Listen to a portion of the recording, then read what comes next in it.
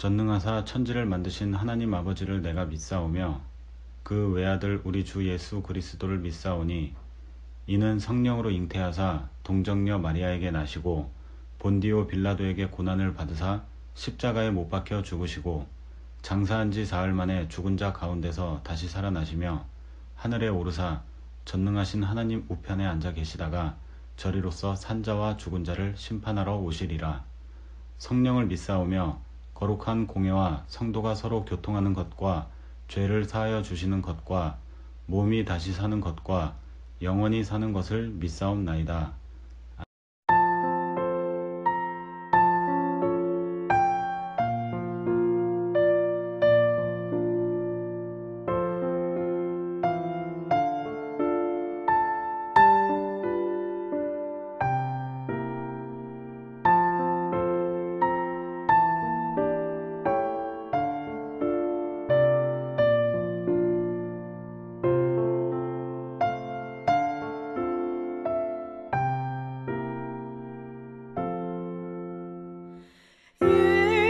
예수 나를 위하여 십자가를 질 때 세상 죄를 지시고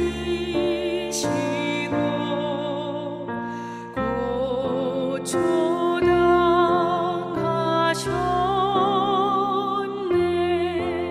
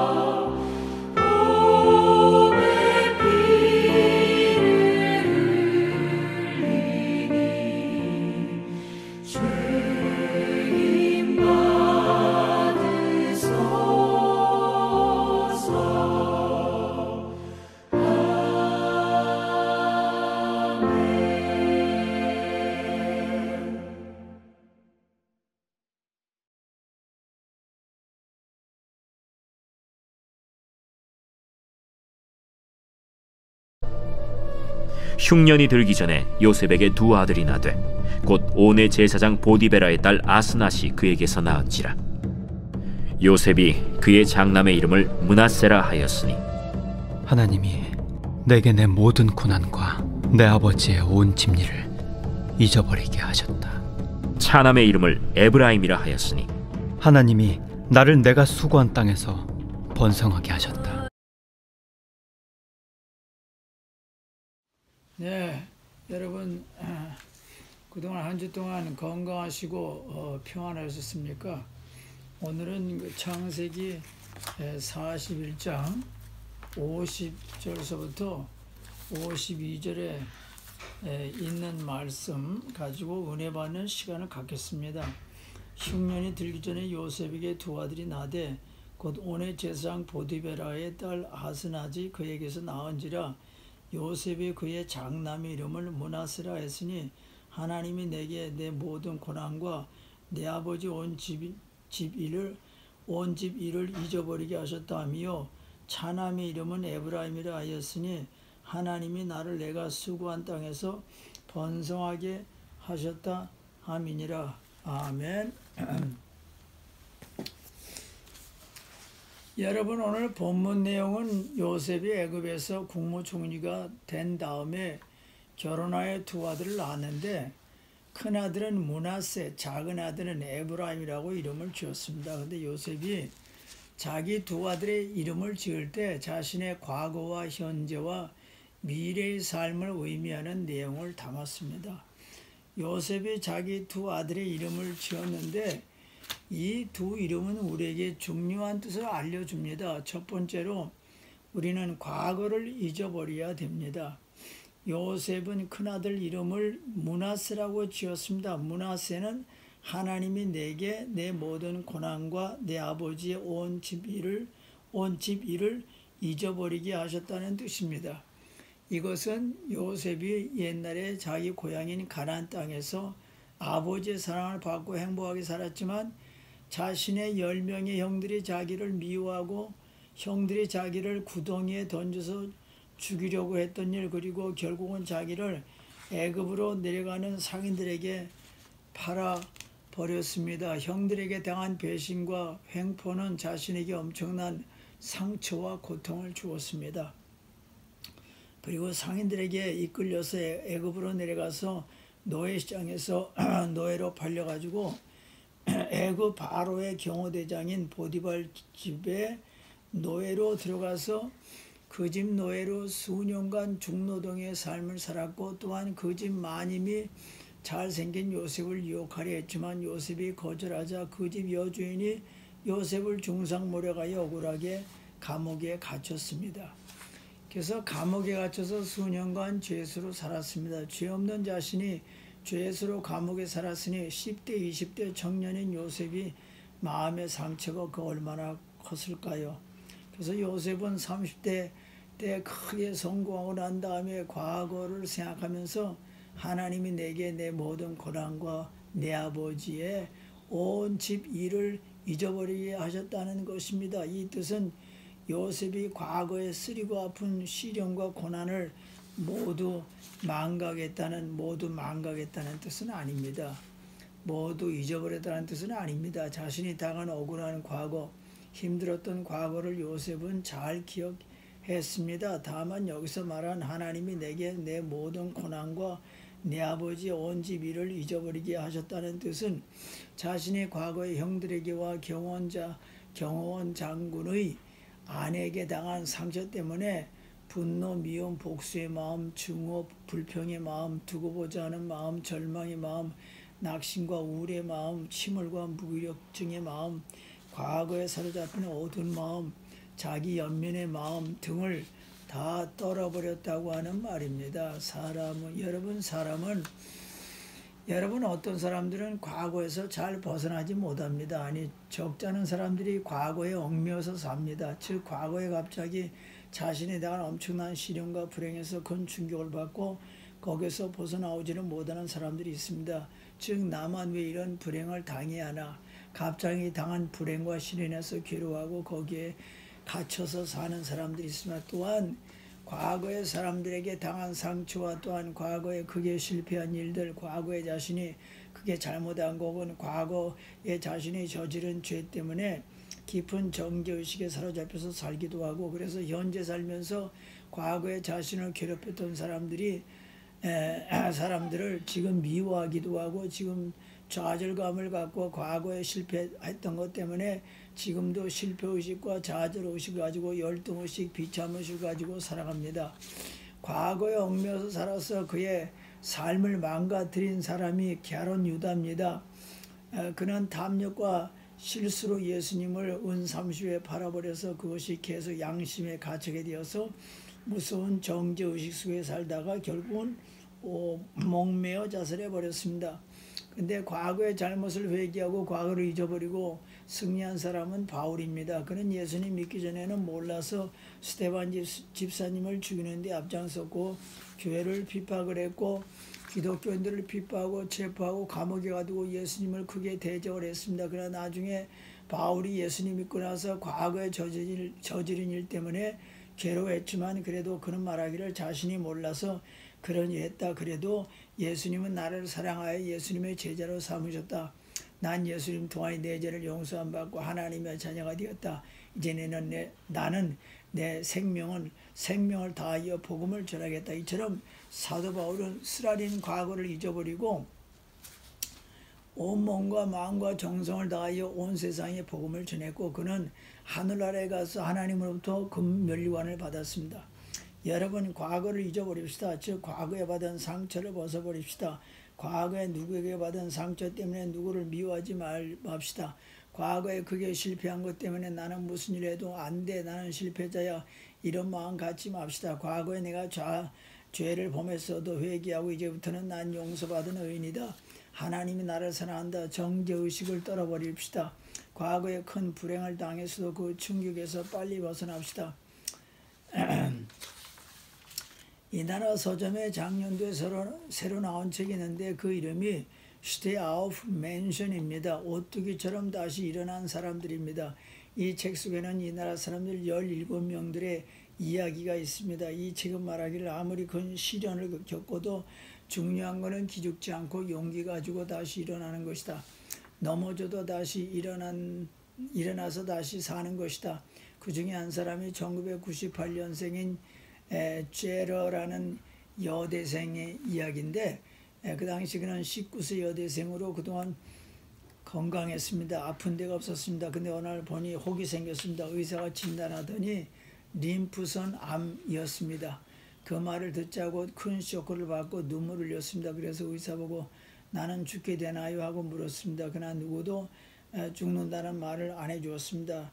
2018년 7월과 성탄절 사이에 이 여대생은 4번 화학 치료를 받고 17번의 광선 치료를 받았습니다. 그 전에 그는 무슨 수술을 받든 무슨 테라피를 받든 각서를 써야 됐습니다. 사인했습니다. 화학 치료로 그의 젊은 몸을 손상시킬 수도 있었습니다. 그래도 이 여대생은 화학 치료를 받는 동안 강한 의지를 가지고 암과 싸워나갔습니다. 그것은 이 여대생의 삶의 모토였습니다. 어린 소녀 시절 때부터 그는 자신에게 말하기를 너는 어린 소녀로서 부모 동반 없이 너 혼자 무거운 룩삭을 짊어지고 스키를 며칠간 거대한 얼음판에서 스키 연습을 할 때 원리 원칙과 강한 투지를 가지고 견뎌 나가면 된다. 이 정신으로 지금 이 어려운 치료를 잘 견뎌 나가자. 첫 번 그 화학 치료 받고 이 여대생의 길고 황금색의 머리 털이 빠지기 시작을 했습니다. 그래도 강한 정신으로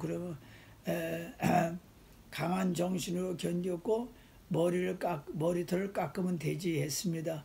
나는 이 암과 싸워서 이길 거야. 대머리가 됐지만 결심을 했습니다. 수개월간 화학치료를 받는 동안 병원에 오래 입원했습니다.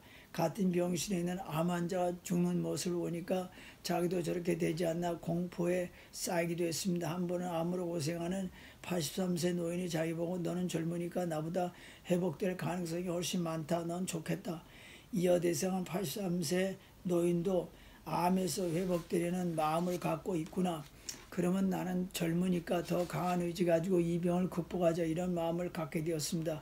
치료받는 동안 수개월 지나서 혹이 작아지고 결국은 암을 극복했습니다. 또다시 이 병에 재발하면 어떡하나 순간적으로 불안했지만 식사에 신경을 쓰고 운동하고 그러면 예방할 수 있다 자신이 말했습니다. 그래서 이 여대생은 언어치료사 직업인으로 일하게 되었습니다. 가정 갖고 아이를 낳고 이 꿈을 실현시키겠다고 했습니다.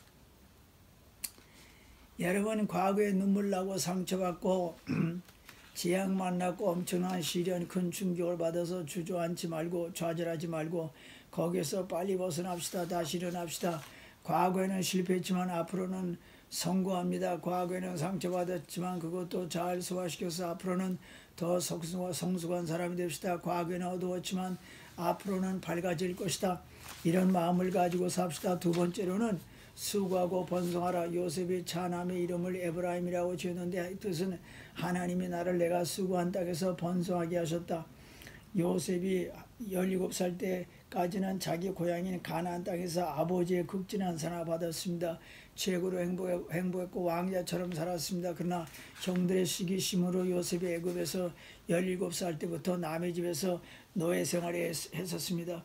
그 당시 외국 땅에서 남의 집에서 노예 생활하는 것은 중노동입니다. 매일 아침 일어나서 그 큰 마당을 쓸고 꽃들과 식물에 물을 주고 주인이 경호대장이었으니까 말들에게 먹이를 주어야 했고 우물가에서 물을 길러오고 대궐 같은 집안 큰 문을 열어놔야 되고 주인 집에 곳간에서 양식을 가져와서 부엌에 갖다 놓아야 되고 주인 어른이 아침마다 세수를 할 수 있도록 세아의 물을 담아야 되고 주인이 세수가 끝나면 수건을 갖다 줘야 되고 장작을 펴야 되고 부엌에 불을 붙여야 되고 밤에는 주인이 궁궐에서 돌아오면 주인을 맞이해야 되고 밤에는 집에 대문을 잠궈야 되고 밤에는 그 큰 집을 돌아보고 경외해야 되고 그리고 수시로 애굽 나라 말을 배워야 되고 그 당시 노예의 삶은 짐승의 삶과 다름이 없었습니다. 그런데 요셉은 17살 때 전혀 낯설은 외국 땅인 애굽에서 노예로 일하면서 100% 노예 임무를 잘 감당했습니다. 날마다 전심을 다하여 자신이 맡은 노예를 했습니다. 온 몸과 마음과 정성을 다해서 수고했습니다. 주인이 보든 안 보든 최선을 다해서 일했습니다. 그래서 그 장관 집은 요셉 덕분에 점점 더 번성했습니다. 주인이 요셉을 볼 때 저놈은 하나님이 함께하는 놈이구나 참으로 귀한 노예라고 칭찬했습니다. 요셉이 17살 때 그 보디발 장군 집에서 내가 누구인데 난 왕자처럼 대우받은 사람인데 내가 왜 이 외국 땅에서 이런 더럽고 힘든 일 중노동을 해야 돼 이런 불평을 하지 않았습니다. 자기 연민에 빠질 시간도 없었습니다. 과거를 생각할 시간도 없었고 잘 나갔던 자기의 자기 에너지, 자기 시간, 자기 건강, 자기의 능력, 자신의 지혜, 자신의 지식을 모두 총동원해서 현재 자신이 해야 할 일이 모두 다 쏟았습니다.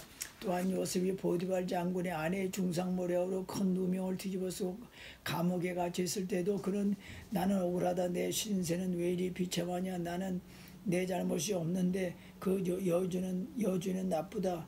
그 집 남자도 자기 부인 말만 듣고 나를 감옥에 가두니 참 기막히다. 이 여주인 두고 보자. 에이 삶을 포기하자. 이런 생각을 안 가졌습니다. 그는 중상모략당하고 감옥에 갇혀서도 남을 원망하는 마음에 사로잡히지 않고 감옥에서 죄수의 삶을 성실히 날마다 모험적으로 살았습니다. 가장 훌륭한 삶을 살았습니다. 최선을 다해서 수고하고 애쓰고 살아서 감옥에서 가장 칭찬받는 사람이 되었습니다. 그리고 요셉은 하나님 믿고 하나님 신앙으로 미래에 나는 번성한다 이런 믿음과 신앙을 가지고 살아서 결국 하나님이 도와줘서 나중에는 애굽 나라의 국무총리가 되었습니다. 여러분 이거는 뭘 의미합니까? 우리는 어두운 과거를 빨리 잊어버리고 현재에 수고해야만 됩니다. 미래의 번영을 위해서 전진해야 한다는 걸 의미합니다. 과거는 이미 지난 것입니다. 과거에 실패해서도 큰 죄를 지어서도 상처받았어도 과거에 받은 실패의식, 불쾌감, 열등의식, 정죄의식에서 빨리 벗어나야 됩니다. 과거는 이미 지나간 것입니다.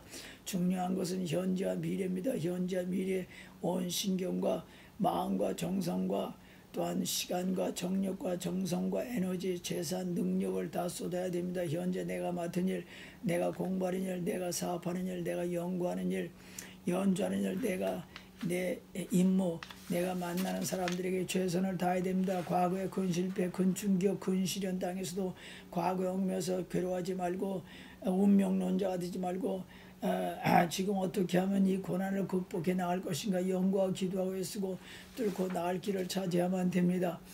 A라는 사람은 구두닦이가 직업인데 38년째 일하고 있습니다. 지금은 전남도 중에서 19년째 구두닦이로 일하고 있습니다. 하루에 140켤레를 닦는다. 한 켤레 닦는데 3분 걸립니다. 단골 고객만 500명입니다. 하루 10시간씩 일합니다. 자기 목표는 최고의 구두닦이가 되는 것입니다. 구두 닦는 것이 너무나 즐겁고 행복한 것입니다. 고객 대할 때는 늘 친절하고 성실합니다. 그런 최근에 미래를 위한 10년 계획을 세웠습니다. 나는 노벨상 받겠다. 그래서 매일 아침 일어나서 하나님께 기도하고 책 보고 공부하고 1시간씩 운동하고 날마다 자신을 점검하고 한 번씩 강사로 나가서 사람들에게 삶의 용기와 희망을 주고 있습니다. 미국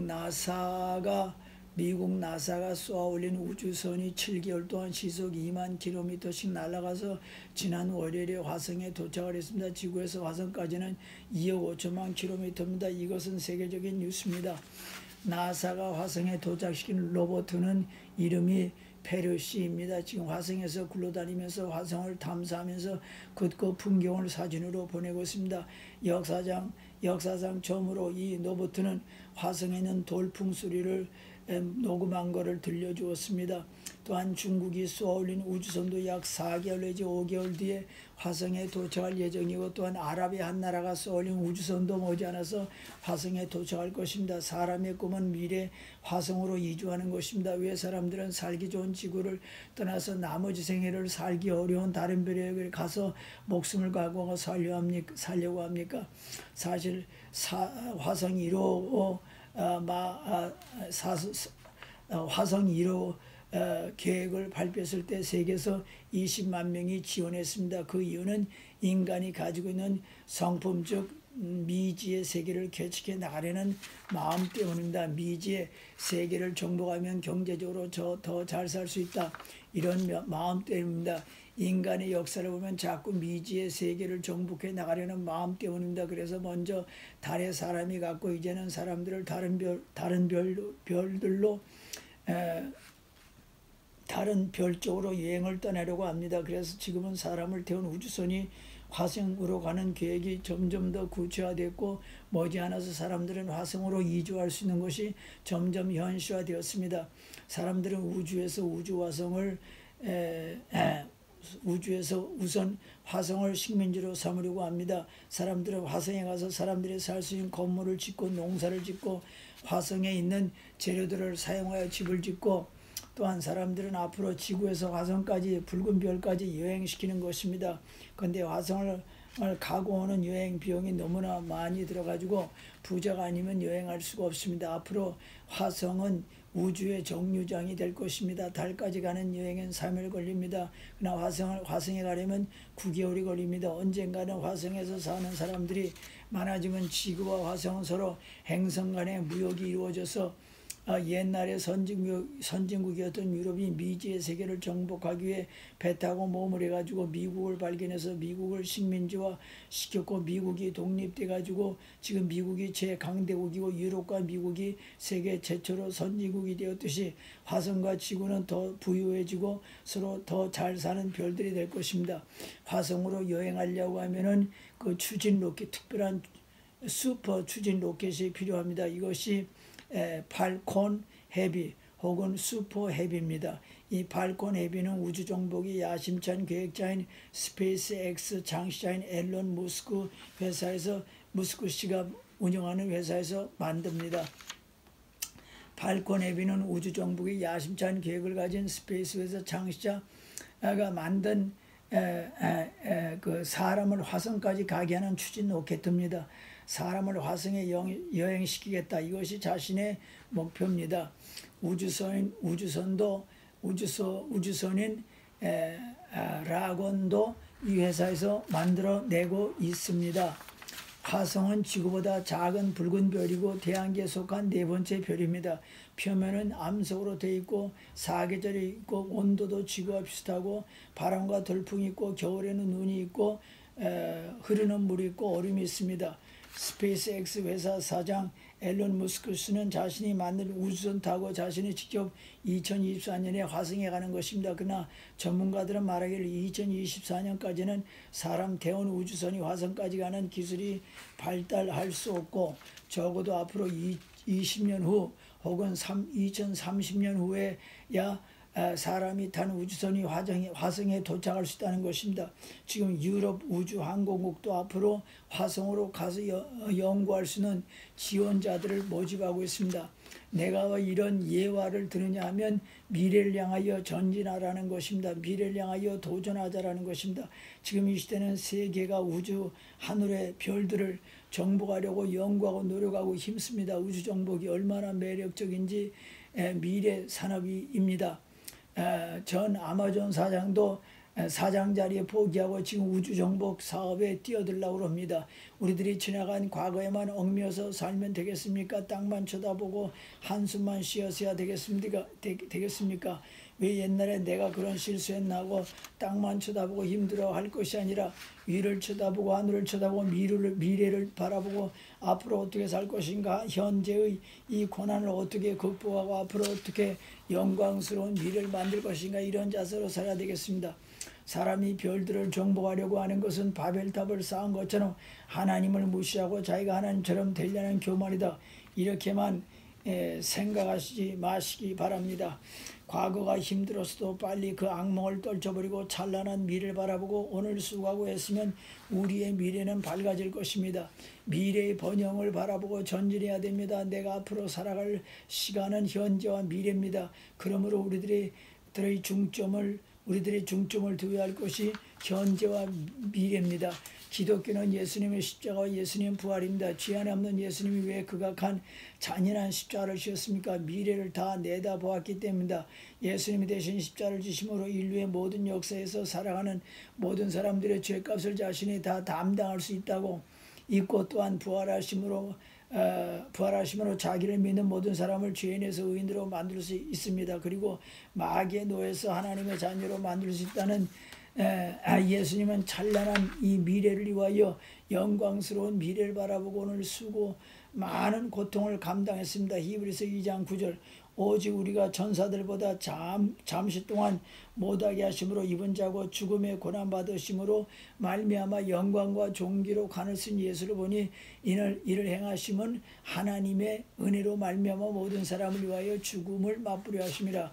이 미래를 바라보고 현재의 십자가 고난을 참고 짊어지셔서 이 예수님의 십자가 이 예수님의 부활의 은혜로 수많은 사람들이 죄 용서 받고 구원받고 하나님의 자녀가 되어서 오늘 주일날 전 세계 수십억 명이 예수님을 주님으로 찬양하고 있습니다.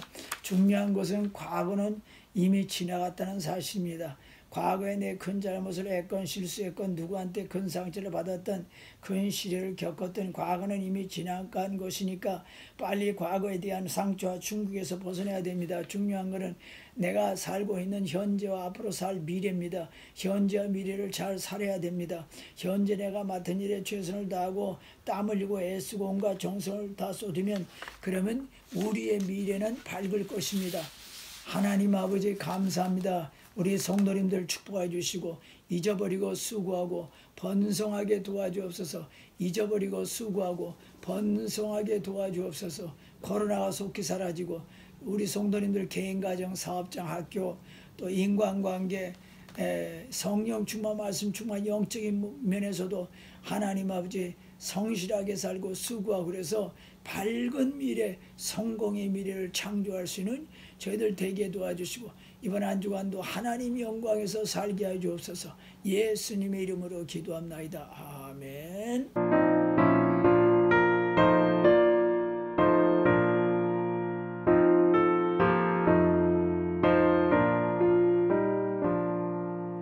너는 심과 걱정 말아라. 주 너를 지키리. 주 날개 밑에 거하라. 주 너를 지키리.